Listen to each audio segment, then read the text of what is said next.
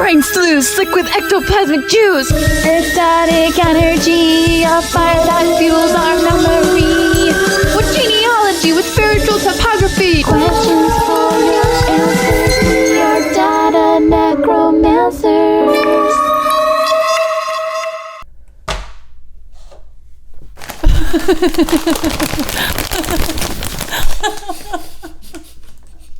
Sorry, everybody. Please watch. I was just trying to make Megan laugh. The sugar bowl. Watch. ASMR mukbang. Mukbang sugar bowl. It's a footed sugar bowl. Wait, can you just give me a refresher of what makes it turbinado? Is it the location it comes from? Product of at the bottom of the package. What does that mean? That means it changes, I guess.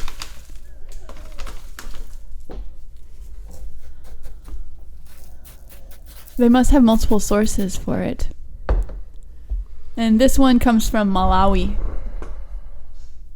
Best by 19 April 2027. How old will we be? In 2027? Where are all of us going to be in 2027? I think we're almost 40, right? In 2027? Are people still doing this on Snapchat? Do people still have Snapchat? Oh, yeah, dude. Oh, shit. Yeah. I never got into it. Didn't I send you that ASMR of the chick eating dick-like things? She was like, and she had like her makeup on, and like, oh. I was like, man, girls, all right. Yeah, Davis, I feel the same way. Now I need a really long spoon. Does anyone have Does anybody have a long spoon? AKA teaspoon? I think teaspoons have long handles because they're for... I have a cocktail spoon. It might be at LEA, though. Your personal cocktail spoon? Yeah, my personal cocktail spoon. That's effed up. You need one at home. All right, Megan, I'm getting ready for you to hit me with the truth. Well, the truth is up for grabs. Okay? I'm gonna reach for it. We'll reach for it together. Yeah. So, the topic that I have been researching this morning is, when patriarchy supplanted matriarchy in the history of our human civilization. So, are we gonna talk about badass naked warrior babes? Well, that's what I thought we were going to talk about. See, that's what I was excited to talk about. And that doesn't mean that they didn't exist and they weren't doing that kind of stuff. But my research, I basically focused on when it switched from polytheism to monotheism. Big moment in history. That would be really telling of why they decided to center on Father God. Why they decided to smush the puss. Smush the puss. Jesus Christ, smusher of pusses. So, the first article I read, I have a quote here that says, if female divinity was singled out for expungement, it'd be difficult to prove it. So, there's this pseudo-feminist theory about matriarchal prehistory that I'm going to read you a section of that was spoken by Gloria Steinem in 1972. This is the idyllic past that we wish to conjure, some of us. Okay, once upon a time, the many cultures of this world were all part of a gynocratic age. Paternity... Can you define gynocratic? I guess it's Dude, I got a gynocratic appointment at 1 p.m. Let's go. Well, I guess I'd have to speak Greek. I don't know what gyno actually refers to. Maybe the uterus? Means spelunking. Spelunking in the uterus cave, the uterine cave. Paternity had not yet been discovered, and it was thought that women bore fruit like trees when they were ripe. Childbirth was mysterious. It was vital, and it was envied. Women were worshipped because of it, were considered superior because of it. Men were on the periphery, an interchangeable body of workers for and worshippers of the female center, the principle of life. The discovery of paternity, of sexual cause and childbirth effect, was as cataclysmic for society as, say, the discovery of fire or the shattering of the atom. Gradually, the idea of male ownership of children took hold. Gynocracy also suffered from the periodic invasions of nomadic tribes. The conflict between the hunters and the growers was really the conflict between male-dominated and female-dominated cultures. Women gradually lost their freedom, mystery, and superior position. For 5,000 years or more, the gynocratic age had flowered in peace and productivity. Slowly, in varying stages and in different parts of the world, the social order was painfully reversed. Women became the underclass, marked by their visible differences. So, this history is attractive, don't you think? Yeah. And it seems like there's like this almost, there's a vengeance behind it, like wanting to reassert our perceived power, like through our pussy power. Like we're like, okay, it used to be like this, and then the patriarchy came over and ran us over and made us into underclass citizens, and now it's time to reassert the power that we once held. Listen to me. But how do I begin? First of all, what do you think about that? So she was writing like, hey, things were flourishing for 500 years and then 5,000 years. Oh, 5,000 years. And then I was about to say, I was like, 500 years doesn't seem like a long enough time. Yeah, so I wrote down some lengths of time so we could orient ourselves within the shifts. So humanity is alleged to be 200,000 years old, like as we know it, Homo sapiens. And civilization, somewhere between 6,000 and 12,000 years old. Because if you think about, I think the consensus is 6,000, but then if you look at Göbekli Tepe and places like that have been discovered more recently, that's more like 12,000 years old. So between 60 and 80,000 years ago, we left Africa, where we were all generated. And there was this sort of vying for dominance amongst all these different hominids, like all the different proto-men types. And eventually... You mean where the alien jism got sprinkled on? All the different monkeys got jizzed on by aliens, and they were like, happened. You guys need this more than we do. And then, boom! The mana. Boom, that's the mana. All the references to mana is just alien cum. So that was the Great Migration, when we spread out all over the world. And when that Great Migration was complete, the only hominid that remained in existence was Homo sapiens. So we either obliterated everyone else, Neanderthals, Homo erectus, what else? This is a Rated X podcast. You got Homo erectus, you got gynocratic. Hey, come on over here. Homo heidelbergensis. So lots of different types of proto-men. So that's sort of to orient us in the time frame. And then, so in ancient Mesopotamia, there's an epic poem named Enuma Elish, which calls the chief god, Marduk, by 50 different names. And these are also the names of subordinate gods. So this idea that these ancient cultures were polytheistic and that they worshipped a bunch of different disparate gods is sort of comes into question. It's like, was, Judaism really the first monotheistic religion, or was the idea of monotheism already in existence, but there were many different names for the same concept? You know what I mean? Like, it wasn't Marduk, the one god, and then all these 50 other gods who were his subordinates. It was like different names for the same force. And I know I skipped like thousands and thousands of years from like the invention of Homo sapiens to the invention of monotheism. But my idea was that when monotheism took root, that was when, female deities and female goddess worship was sort of brushed off the table, because the one god is purported to be male. Right, and we talked about how if you have one God, you can conquer. We've seen it. We saw it. It happened. It's like an effort of unification.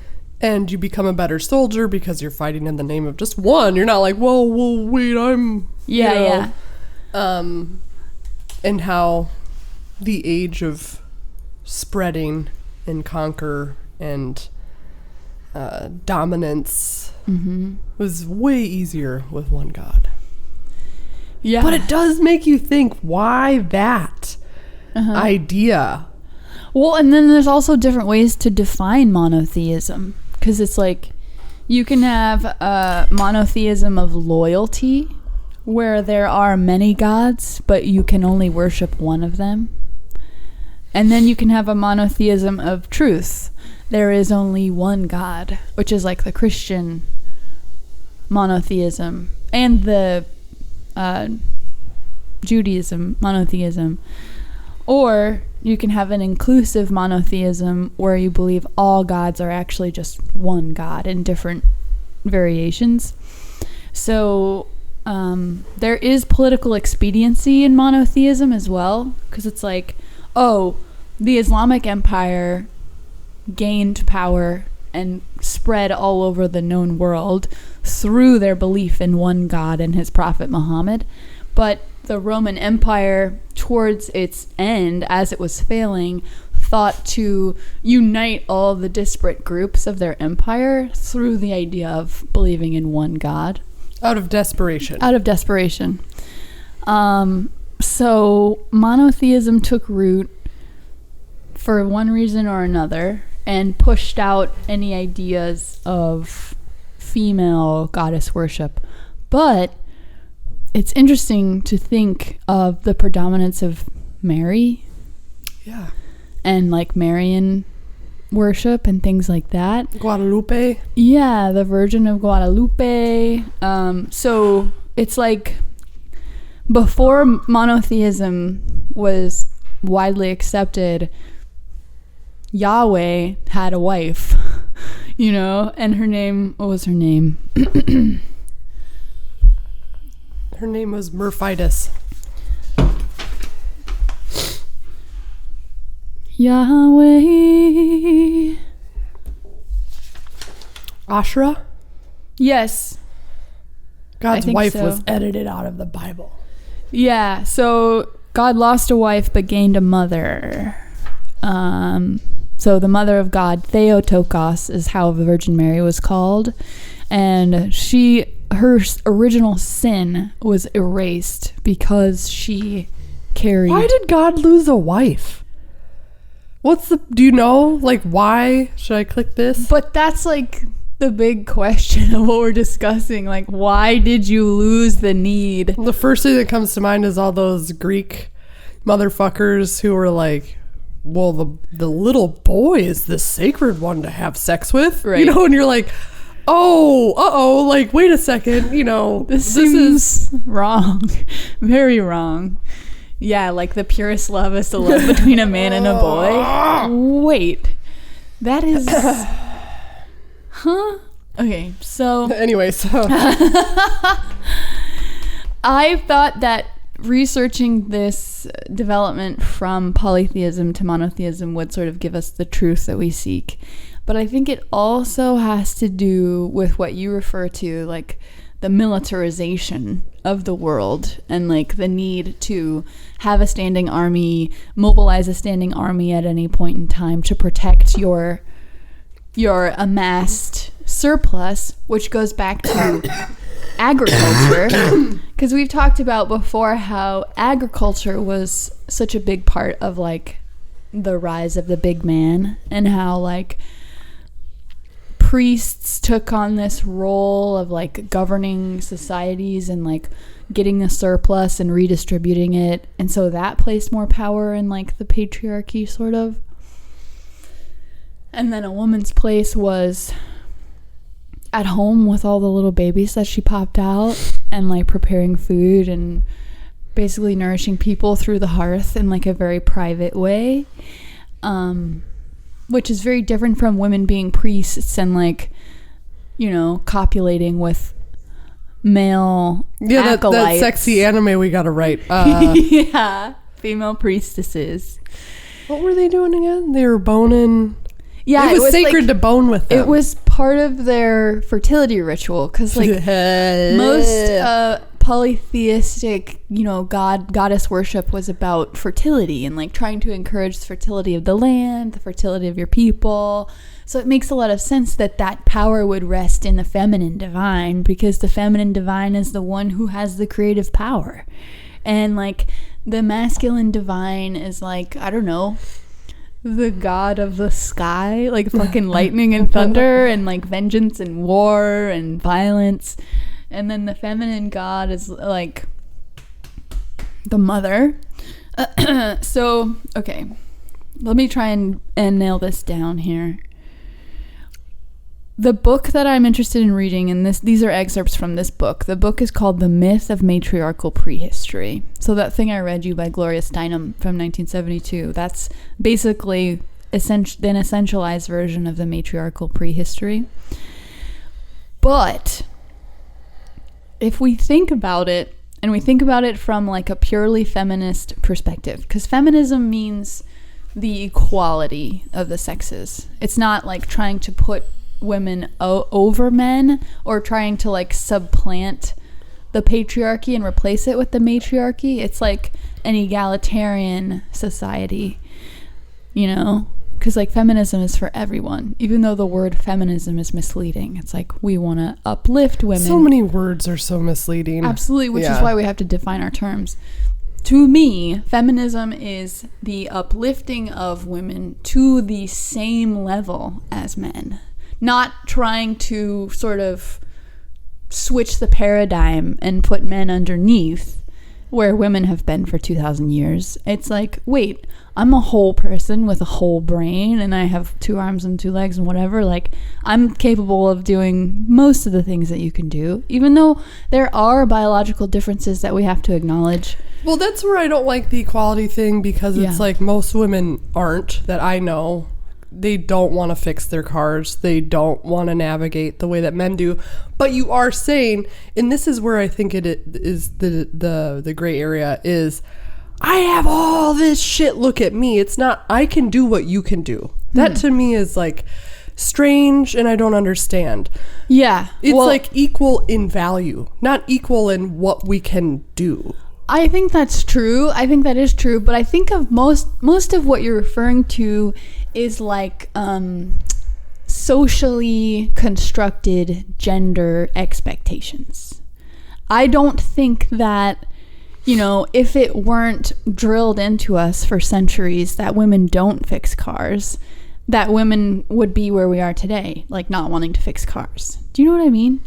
I feel like we've been relegated to these roles for so long that we think it's biological, but it's social. I thought that too until I had children, until I had Ruby, and I'm like, oh, let's do this thing. And she's like, I want to go pet the unicorn. And she's tucking in every baby. Yeah. And she's... But shouldn't you wait until you have a boy to really know? Sure, but with Ruby, I thought for sure it was genderless. And then you're like, oh, this is a little biological, which makes sense why you want to take care of babies, and you like to garden, and you like to... She was like cleaning stuff when she was taking steps at 10 months. There is like... Now, I don't know if... But doesn't she see you do that? When she was 9 months? No, I wasn't cleaning shit. And she would fiend for Erica's purse. Like, go nuts. There are no purses in my house. I don't own a bag. I don't think those are biological differences. I think those are social. So even in something that I haven't imprinted on. I don't know where she picked him up. I don't know. I think that... When you watch a baby not go anywhere or watch TV, right? Yeah. Not influenced. I'm not carrying a purse. It was COVID. We weren't going out. Mm-hmm. But Erica brings in a bag. Maybe it's the first time she's seen a bag and it's interesting inherent of itself. Right. Her sons don't give a fuck about her bag. They see it all the time. Yeah, I've witnessed, so we'll differ there. Yeah. An inherent biological, Cyrus ain't tucking in shit. He doesn't give a fuck about the dolls. right? He comes over, he goes for the things that Ruby is not into. The chainsaws, the monster trucks. He's not 2 yet. So, and he demands to watch motorcycle videos. Ruby's like, I don't want to fucking watch this. She sees me get on one every day. Yeah. You think, well, maybe no.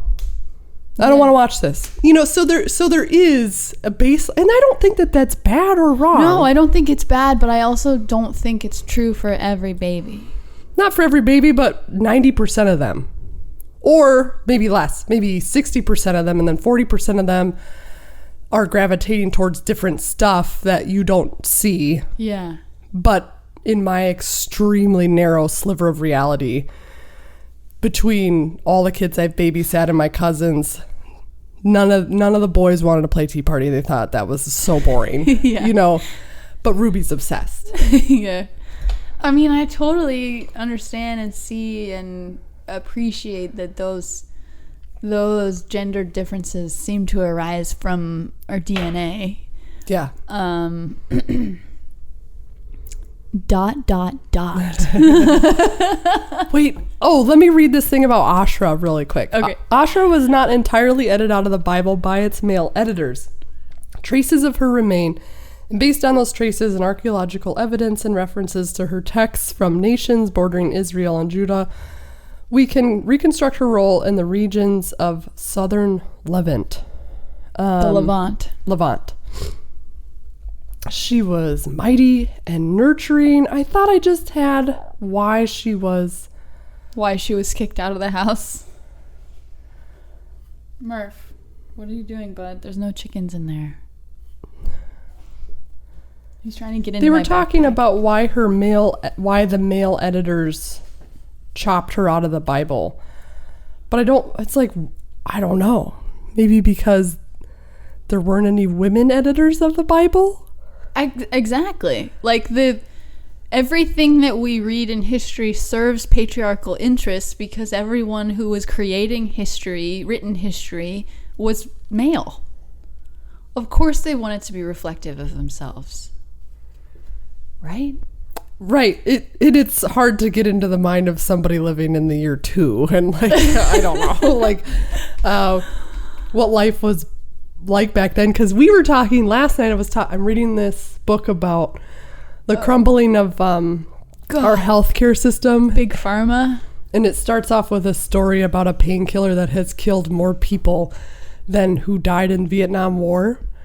And you and I are like, this is the shit that they're gonna look back at and be like, we're the new medieval times. This is the Inquisition. This is the Crusades. But if you go tell a layman, like, hey, this pharmaceutical company, they have 8 years worth of emails back and forth being like, yeah, it quadruples your chance of a stroke, but we're gonna make money. Sell it to a lot of people. And to us, we're like, oh yeah, corporate. This is catastrophic. Like, this cannot happen. Like, all the loss of innocent life.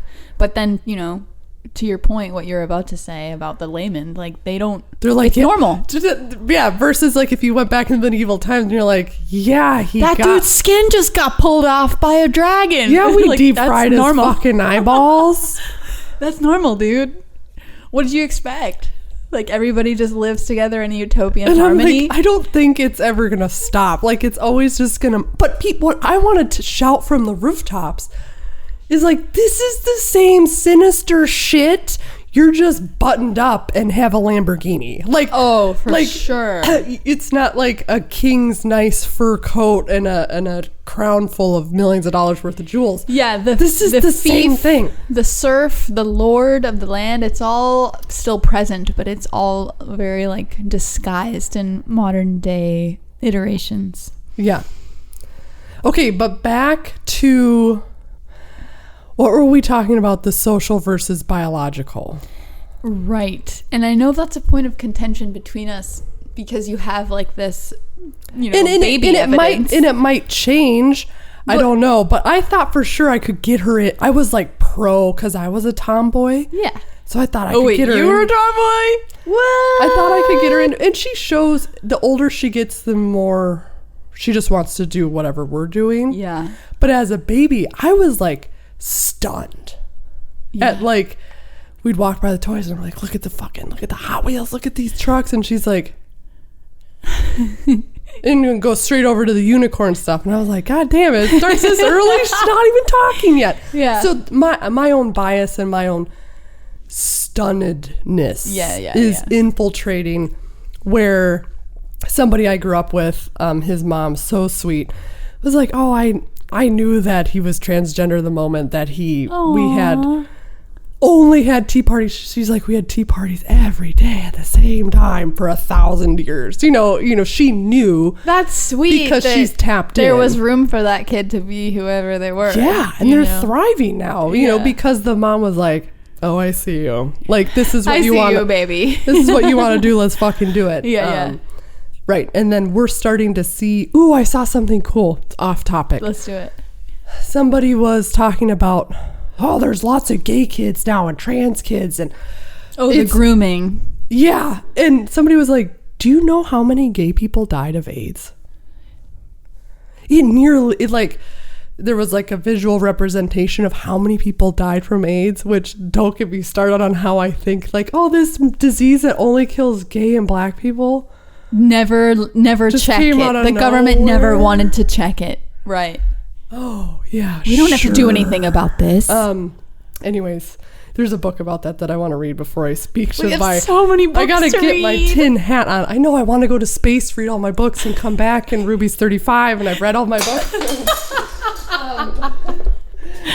I started to read in front of her, and she's leaving me alone now. But I was like, what a good fucking point to bring up. They were almost fucking wiped out in the 80s. And now, look, you see, like, now we get to see what percentage of our society really is. The repopulation of the gay community. It's way more than you think it is. Which is why I don't want to adhere to, gender normative sex expectations. No, and like, if I witness the 40% that is gender normative, inherently biological, than the 60% of kids who are way early on doing whatever they fucking want. And like I said, when I have one and she's 3, but like I said, I was really stunned. Absolutely. I also think there's like this this thing that happens when you have a kid and you're like, I want you to be like X. I'm trying. And then they're like, just like whatever you expect, it's going to be the opposite or whatever. Yes. And I thought for sure giving her a level playing field of like, we're going in the boys section, we're going in the girls. But it was like, no, 100 times over, I have the girliest girl. Yeah. Does that mean my next one's going to be like that? Probably not. It's like they're all going to be super different. All 9 of them. All 18 of them. Okay. Yahweh. Did you get to any... Yahweh lost his wife. Did you get to any... Yeah, and why did he gain a mom? Isn't that weird? Well, so that has a lot to do with Christianity and like the idea of original sin and the necessity of the redemption from original sin. Because if everyone is born with this flaw that was given to them biologically through their hereditary connection to Adam and Eve, they needed this redemption through Christ, who was God made man. So if God... What do you think is the origin of the redemption? Like, oh, look, you gotta scrub away your primordial urges. Because it was causing chaos? I mean, I don't know. I mean, this is like the most basic question. Like, okay. And I feel like we've circled back to it so many times. Why are humans fucked evil up? Why do they want to chop each other's arms off and throw them into a pit of piranhas? Because we are an alien evolution experiment. That's one answer. I need my tin hat. Another answer is what they came up with, in medieval times. It was, there was once a garden where everything was perfect. The first world that God made for us was perfect. And then we ruined it. And then he asked us not to eat of this specific tree that would give us all the knowledge of good and evil. And we ate of it. And so now, since we're all descended from Adam and Eve, we all have this original sin, this mark of bestiality where your proclivity is to do the bad thing. It's because your innate failure to be obedient to God. So maybe it's about obedience, right? Obedience. And that comes along with growing populations and like the centering of a city-state. It's like you need to follow rules, and if you don't, you're gonna go to fucking hell. It's like the Santa Claus story on a greater scale. Like, God bless his soul for saving those pickled children. That's every time I think of Santa Claus now, I'm like, pickled children. He resurrected zombie pickled children. Zombie pickled children. That's right. It can go on a shirt. Amen. I feel like we're solving humanity right now.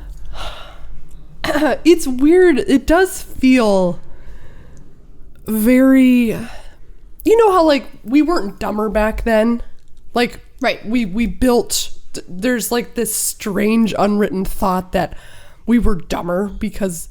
But it's primitive. The opposite, because it's like, oh, well, we were building all these gigantic scaled feats that we cannot replicate today with insane accuracy. Yeah. And it's like, oh, how stupid to worship the sun. Whereas nowadays we worship... What I don't know what people worship nowadays. Gods, right? The Kardashians. The sun provides energy for all life on Earth, so it makes sense to worship that, right? But it seems so... It just must have been for nefarious purposes. They just wanted control. And they were like, you have to be obedient, otherwise you're going to hell. But there's something there. I can, like, feel it, and I don't really know...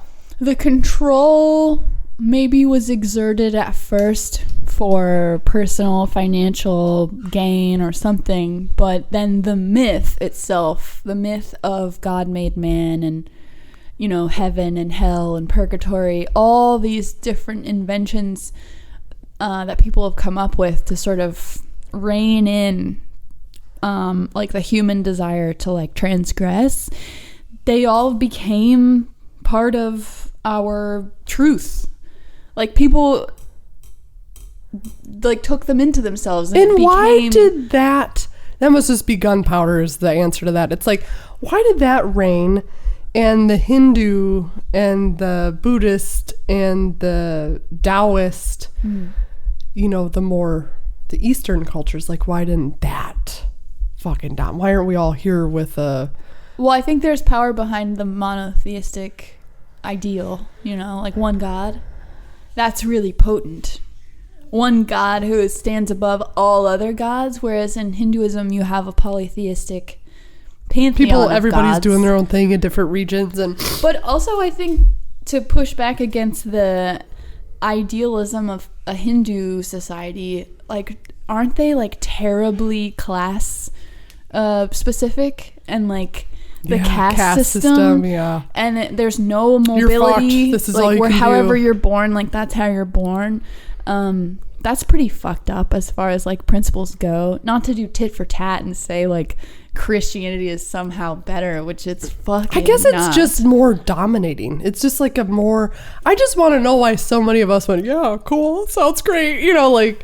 Well, I think there's like, it goes along with the spread of Christianity as an ideal through like missionaries, because if there's a principle in your religion that says it's your responsibility to tell people about it, then it's going to spread and it's going to take root in places where it was not born. Just like the rise of the Islamic Empire, it was their personal jihad to like... Or just like that kid who died from trying to teach the tribe about... He said, if it's God's will if they kill me. He was so adamant about getting to them and spreading the good word. Yeah, and everybody was like, dude, don't go there. It's not worth it. And he's because like, he believed so purely in the mission. And it was his mission, you know. I think that is part of the truth as to why Christianity and Islam have spread the way that they have.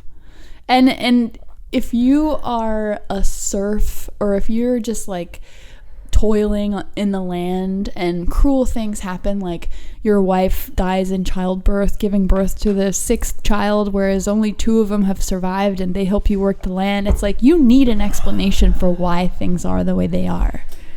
And a big explanation, so if we go back to like the shift from monotheism to polytheism, the Hebrews used the fall of ancient Samaria as an explanation of why they should worship one God. They were like, if you guys have been worshiping all these crazy deities, and that's why God struck down this city, so we need to worship this one God because that's how we'll keep our cities safe. Do you know how Sumeria fell? Because I think about it sounds like Sumeria, but I was reading it's Samaria. I don't know where it is or when it is, but it's not actually referring to Sumer. Oh. In Mesopotamia. It's a different place that I don't know what it is. Oh, shit. We need to get an expert on the phone. I know. I'm thinking of... we're dabblers. We are dabblers. We are grade A dabblers. What was the ancient Discord? What is the ancient civilization of farmers? The Sumerians. Yeah, that's Sumerians. And their big thing was... We were farmer slaves. We were here to the main gig was farming the land, and then hold on. Lucas is in the other room. We are going to consult the oracle. And so wait, whose name translated to Satan? Because he was like, hey, you guys aren't just slave farmers. It's like the Prometheus. He's like, you guys can be free. Yeah. It's like the God who came down and was like, hey, you guys are capable of a lot more than just toiling on the earth. And like smelling your butt fingers. But that goes back to the myth of the Garden of Eden too, though. Because the serpent is supposed to be Satan. And he's like, hey, if you eat this fruit, you'll know all the stuff that gods know.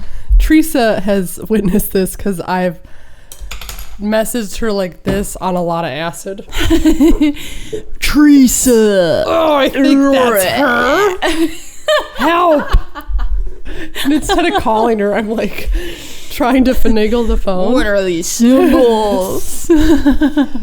It's such a feat though when you find the person you're trying to talk to and you reach them. I feel like you're just like, yeah. But I brought up to her, I'm like, what the fuck is with the snake?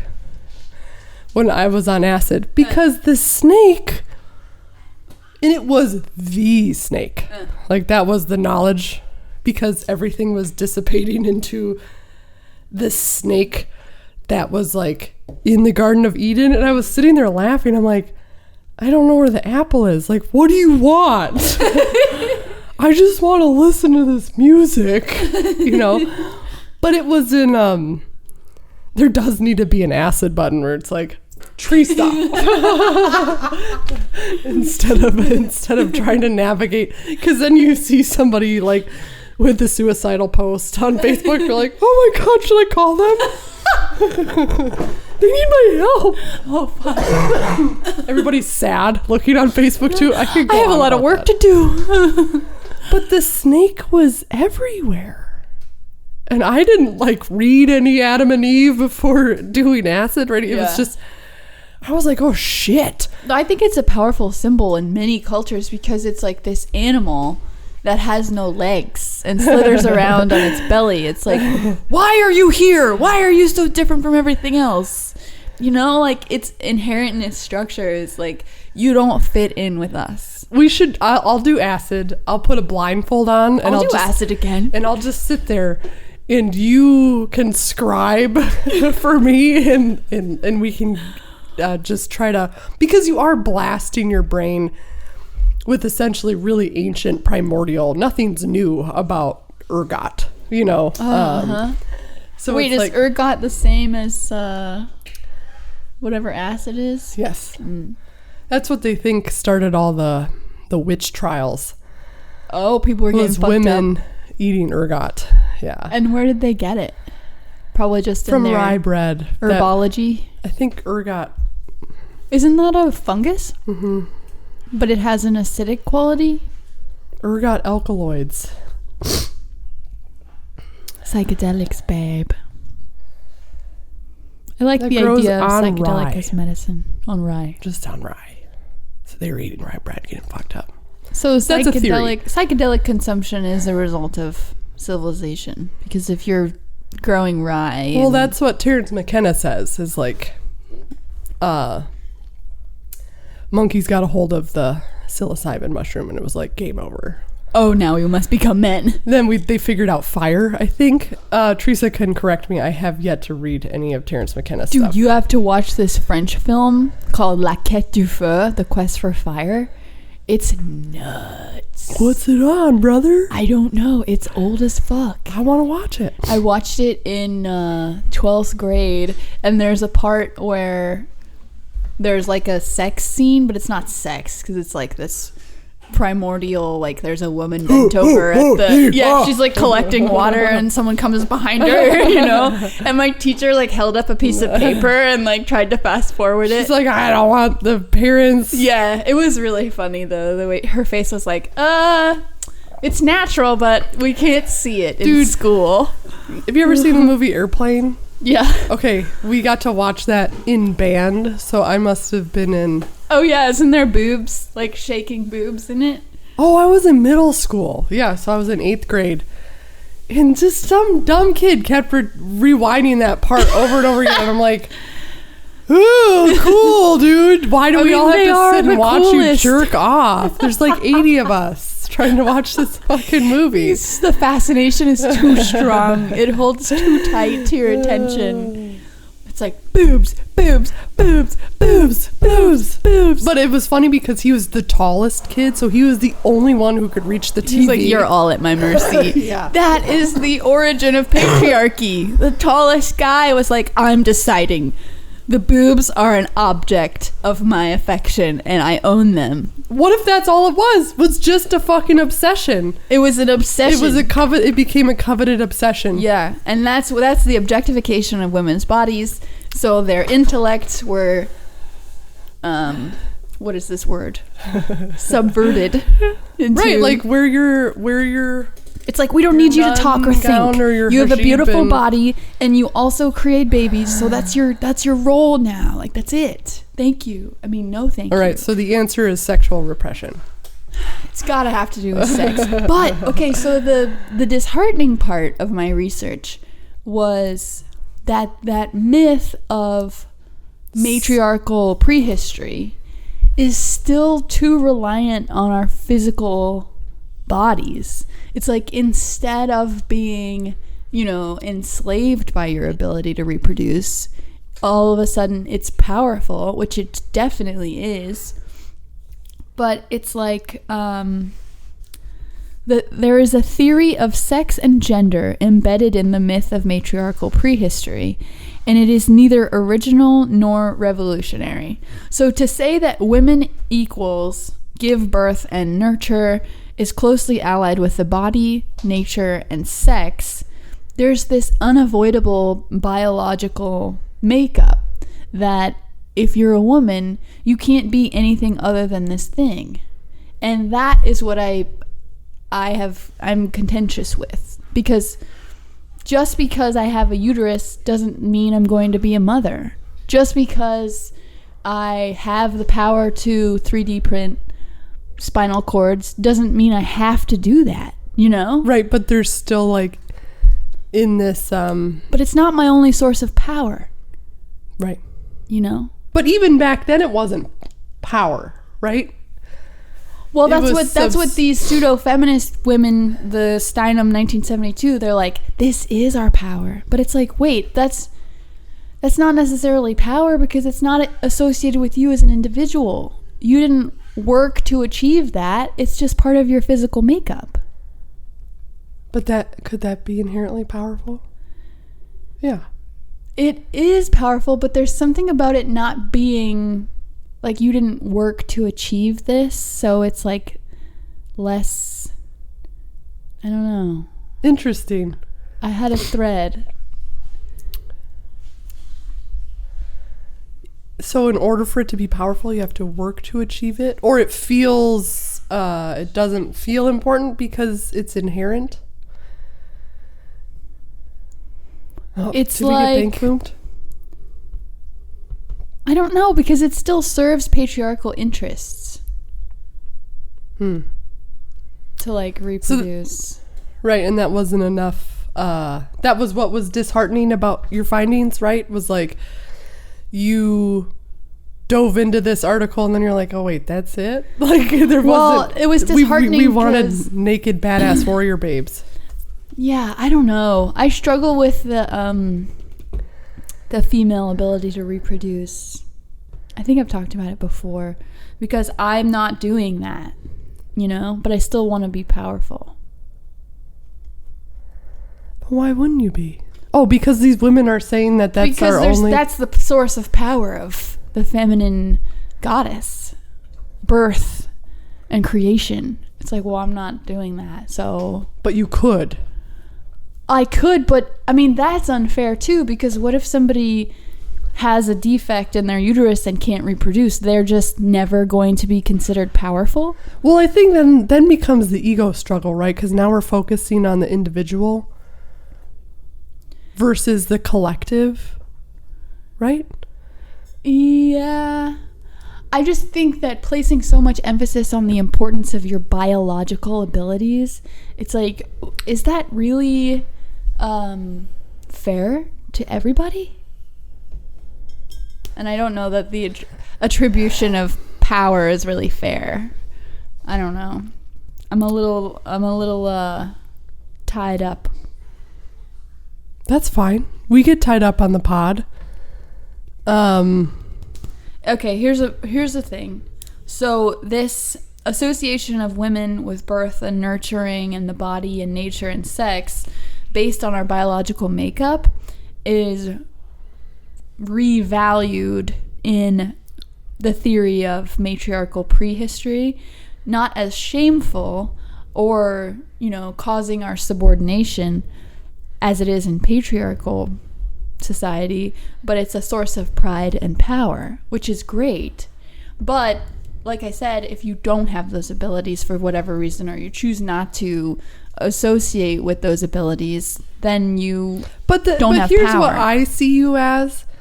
You still you take really great care of Ruby. You're really interested in the welfare of children and the welfare and feeding people. You still embody that same notion, because that notion of creating life, harboring life, feeding life, sustaining life is big and all-encompassing, whether you have the ability or not to.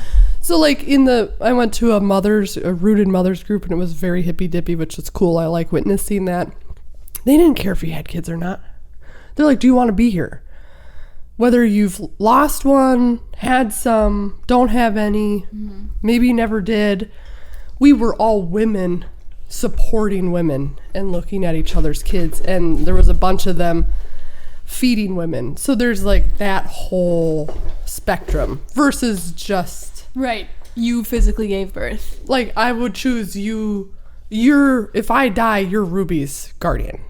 I don't want you to die, but I would do it if it came to it. Because you encompass all of those powerful things. I'm not going to leave what's valuable. That's the heart of why I think we shouldn't associate female power so closely with our biological imperative to reproduce.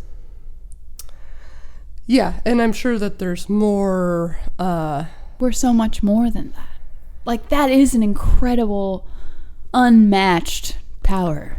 But it's, like, not the whole story. Right, it's not the whole spectrum of what women can do. And I'm not talking by myself. By myself.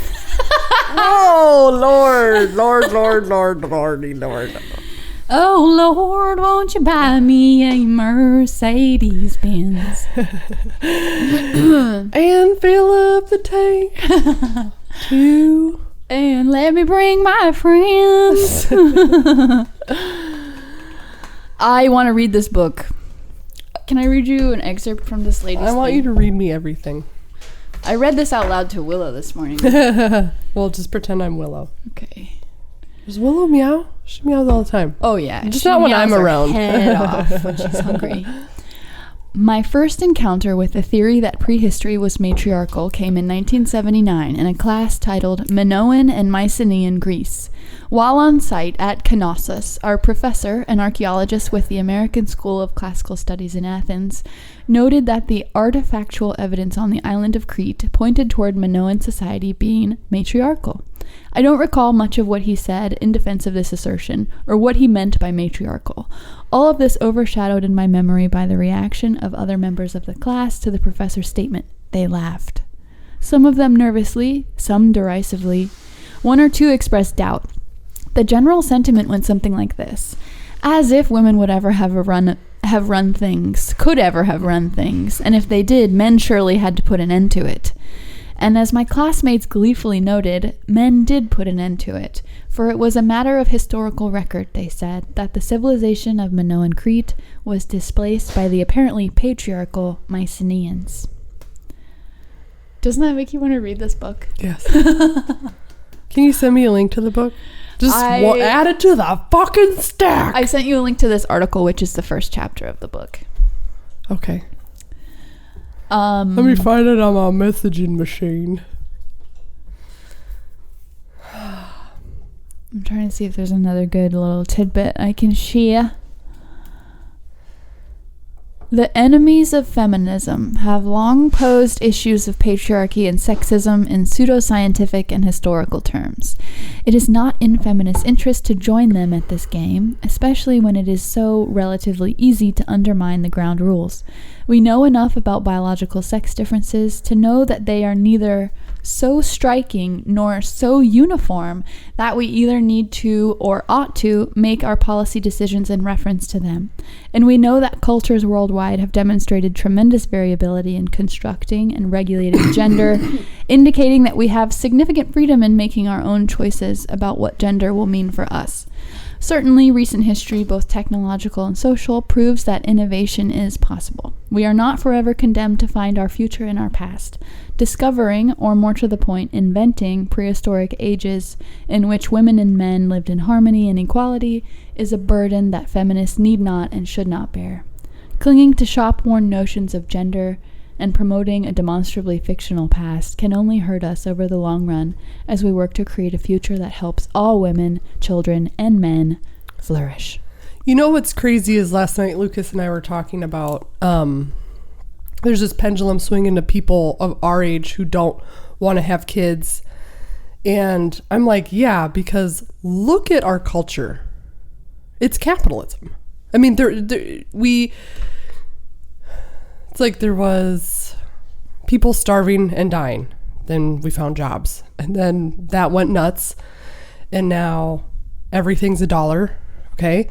And then what does that look like to your culture, to how you look at life, to what you find important, to value? Cool. We all have houses. We all have roofs. We all have cars. We all have jobs. Now you're starting to see outrageous unemployment rates, or everybody's struggling because people aren't finding meaning or purpose being a garbage man, working at McDonald's, working at Home Depot. People don't want to do that anymore because now it's been, 50 years. And we're like, what is the purpose of all of this? And there is this slighted opulence of like, well, I want to do what I want to do. And I think that is like a hernia from being cultureless and not having values. We can't agree. None of us can agree on anything. And we're just like, well, whatever. I have my dopamine hits every hour on the hour. And what will happen to society because we've spent so many decades going, this is important. Life insurance is important. Or medical insurance. And sure, elevating your comfort to a degree, but then we wake up 100 years later going, I've wasted my life. Now the billionaires are in charge. We've been blindfolded and not wanting to think about politics. It's just like this weird, I don't know. I think a consumerist society is like necessarily bereft of meaning. Like you said, I don't know, like the family and centering around the family, not just the nuclear family like we do in this country, but like the extended family and your ancestors and your traditions and your values. That gives you integrity. It it makes you value life and the succession of life. Accepted. Like, imagine you're in like when you go visit your extended Megan. Yeah, it feels amazing. You're like, whoa. We're not these. There is the isolation is rampant because you can buy anything from your computer. You don't have to even go anywhere anymore, and it's like, but do you care about people, and do you want to make the world a better place? Because I think that's really at the crux of it. The magic has been scrubbed out of witnessing life or flourishing life or making a better community for growing life. You're like, I've been editing this video and it's about the Salton Sea, which is a sea out in, is it California or Arizona or something? But all in the 1950s, they thought it would be a great idea to put an ocean out there so they could go swimming. Oh, wow. And then 40 years later, it's just full of hundreds of thousands of dead fish. It's disgusting. And people are like, this is awful. I'm like, no. This is that opulent shit from the fucking 50s where they thought this was a brilliant idea because they're idiots, but they didn't think about the future because they were discovering this new ability to put we could build a dam and like it's like terraforming on a large scale. It's like we have the power to go to space. They just thought it would last, or that people would want to live in the middle of nowhere for that long. That's so wild. I've never heard about that before. The Salton Sea, yeah, look it up. It's disgusting. But it's like we don't do the same thing because there's too much in the current now paradigm to sit and be like, oh man, you guys are going to wake up 40 years from now being like, for real? Like, yeah, I don't think there's a lot of forward thinking or forward acting, No. Because I think because we're always dealing with the fucking shit behind us and we're like, we're too bogged down in like the personalities of politicians and stuff like that. Yeah, it's like, this is not important. What's important are the decisions that affect the infrastructure that we're creating for our children. Educational infrastructure, economic infrastructure, like, I don't know, all the stupid identity politics stuff. Full Metal says we're still mourning Harambe.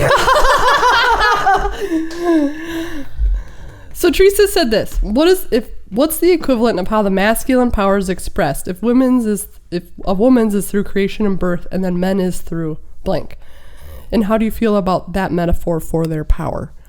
I think of arm strength. I'm like that's exactly what I think of too. It's strength, it's might, it's power. It's like physical, I can overcome you, or I can haul this grain, or I can dig this hole, I can till this field. It's competition. Yeah, it's might. Which takes over the world in a short span of time. Yeah, and I had a little tidbit. Keep going on what you're saying. What was I saying? A metaphor about women is through creation and birth. But I also think of women as like alchemists and the ability to infiltrate with their body and like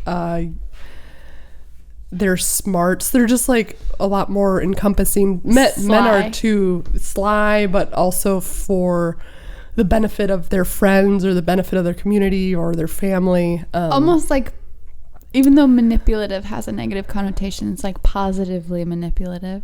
It's like transformative. Yes, also known as positive manipulation. Transformation. I can convince you otherwise, either through giving you a nice dinner or donut. Speaking of nice dinner, we made KFC bowls last night. We've been meaning to make KFC bowls for a very long time. I missed the shredded cheese. Okay, so did Lucas. When we got home, Lucas was like, where's the cheese? And I'm like, I thought it needed it was delicious. I loved it. I ate so much of it. But the cheese is necessary. The cheese is part of the bowl. What kind of cheese is it? It's like a mixture between yellow and white shreds. Okay. I don't know what it is. Monterey Jack, Colby Jack, something. Will you be the president of my gynocracy? Yeah, babe. Yeah, babe.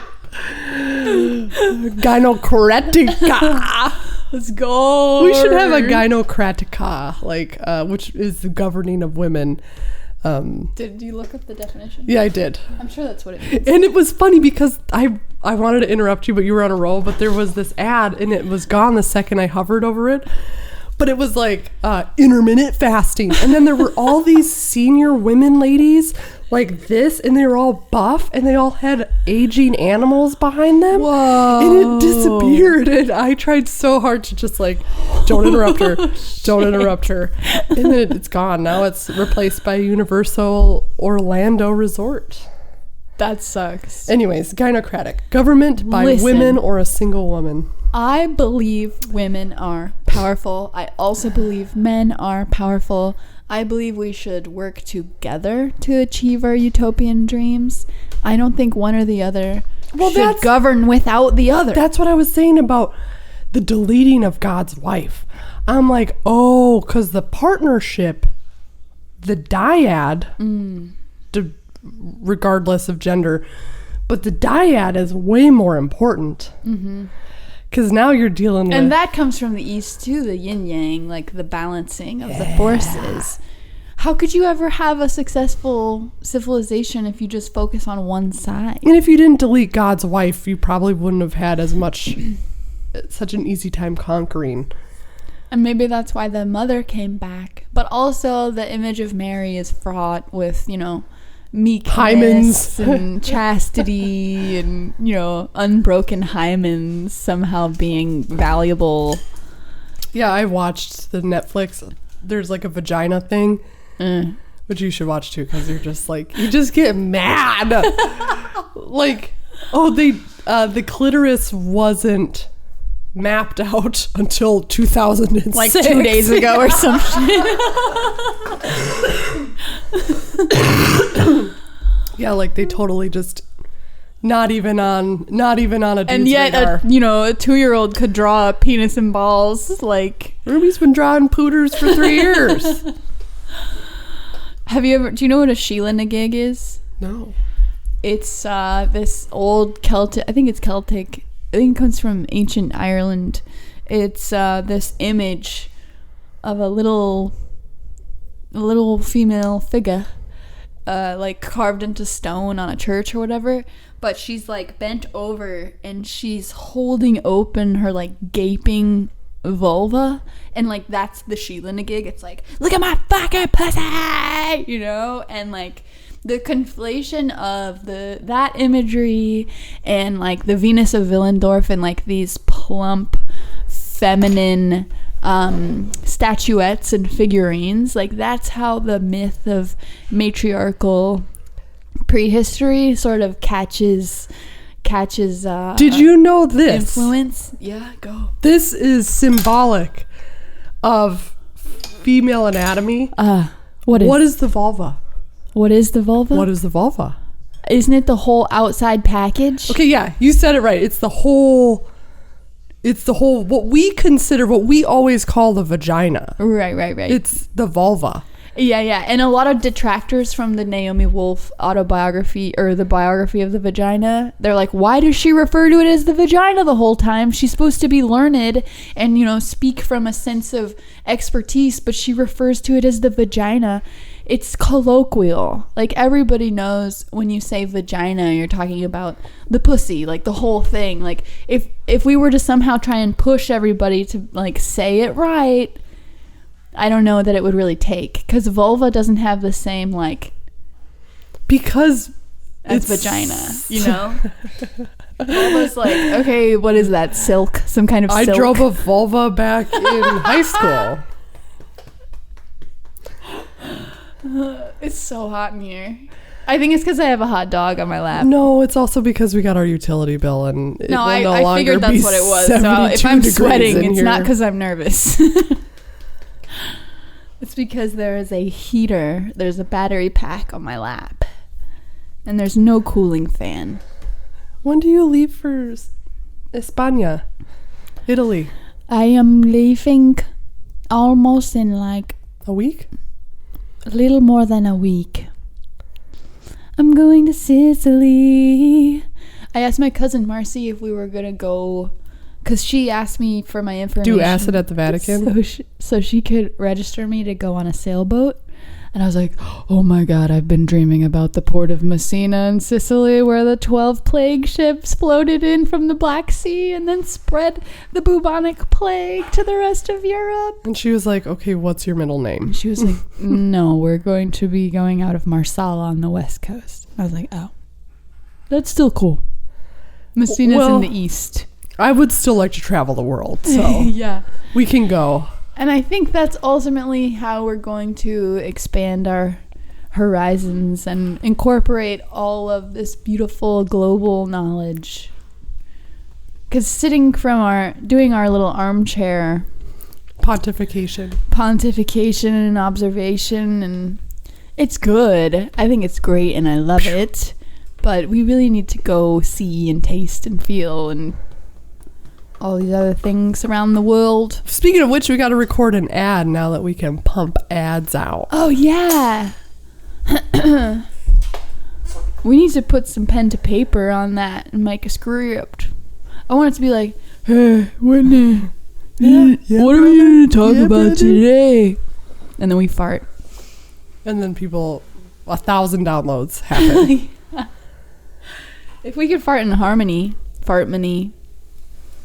I don't think we could fart in harmony, but we have microphones.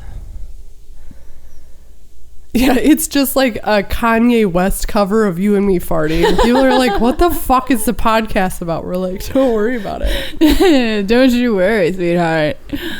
We're going to be doing our thing regardless. Who's on the MAWPOD while you're gone? Nobody. Should you call me or something? If you have time. I mean, I don't want to... We have done, while you're on vacay, we've done MAWPOD, which was a lot of fun. Yeah. I think I am going to bring my lappy toppy. I mean, if you want to. I don't know how it works. I don't know what we're going to be doing. I'm going to be at the mercy of the family planning. Yeah. Which is why I haven't scheduled anything. I could put Lucas on the pod, but then it's not MAWPOD. Then it's LawPod. If he pretends to be me... He could pretend to be you. But can you get him a wig and stuff? Yeah. Promise? Yeah. I'll leave some clothes for him. He looks good in a wig. I'm sure he does. But he has to speak from my perspective too.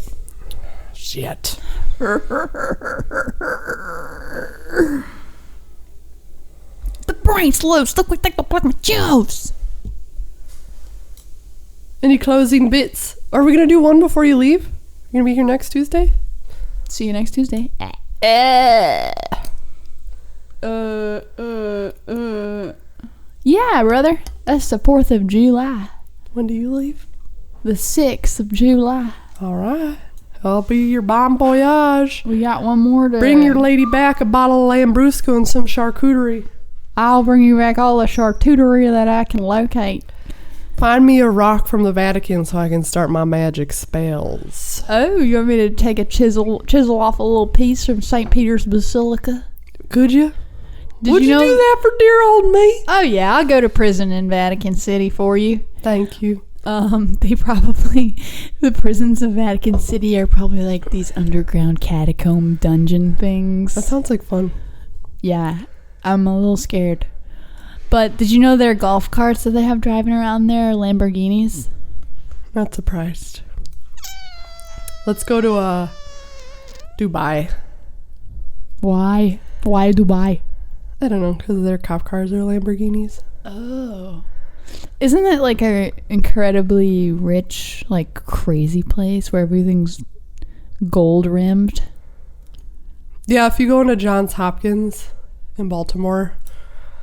every tower is named after a sheik, and there's like a 50-foot portrait of said sheik, and you're like, whoa, they've got a lot of money. Wait, I'm sorry, I'm glib. Where is Dubai? Middle East? Saudi Arabia?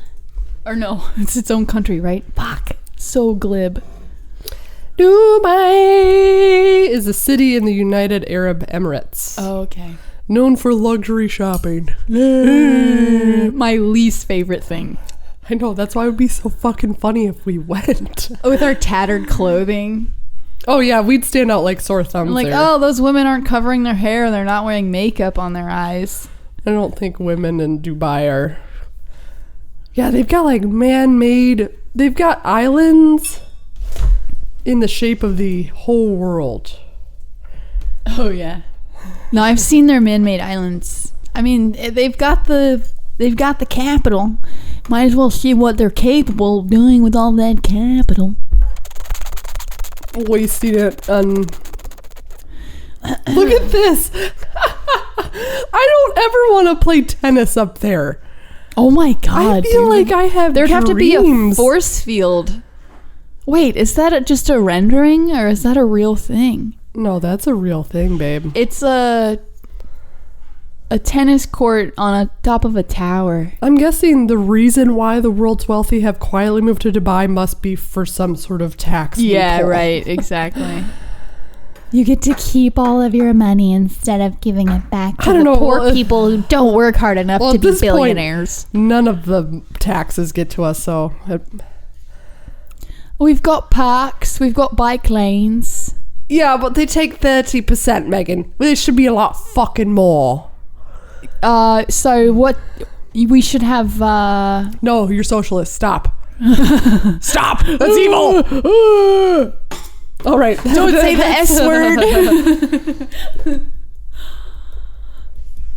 I can imagine that Dubai is not a good place for the LGBTQ community. That would be scary. Where was the soccer shit hosted? And then FIFA?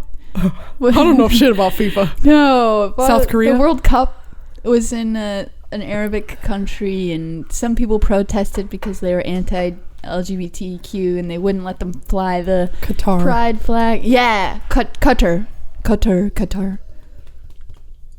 Man, this world is a big old place. Lots to talk about. I'm just glad that I got somebody like you who we can just bounce ideas off of each other. Every day recently I've been going, man, if I didn't move to Texas, wouldn't have Megan, wouldn't have Aaron, wouldn't have my therapist. Whoa. Yeah, if I didn't move to Texas, I wouldn't have you. I wouldn't have Murphy. I wouldn't have MAWPOD, Rubbish Cook. Ruby. I wouldn't have Rubicon Lexicon. So much. I wouldn't have been on Yammy Noob. Woo! Can you imagine? I don't know who or what I would be if I stayed in Virginia. Would you work in religion? I don't know what that would look like. Well, because of your degree, I thought we talked about that before. You would teach? You teach religion, right? No? Mm-hmm. I think I'd have to go back and get a graduate degree to do that. Would you have done that? It's hard to know. I don't know, because it was around that time when I realized how much I like cooking, which is what launched me to go to Texas anyway. So maybe I would have made a similar cooking realization, but not left Virginia and somehow cook there. I don't know where that would have led. Point is, folks, if you see a door open, walk through it. See what happens. That's what I say. Walk through the door. Walk through the door, ladies and gentlemen. That's a wrap. And remember that when God closes the door, you can still bust through the window. Oh, are you rested? Yeah, you fart potato. Your body is hot, temperature-wise. He's a hot dog. Hot dog. Hot dog. Alone in the world, he's a little hot dog. Davis is like, what? Who's tapping? Bye. Bye.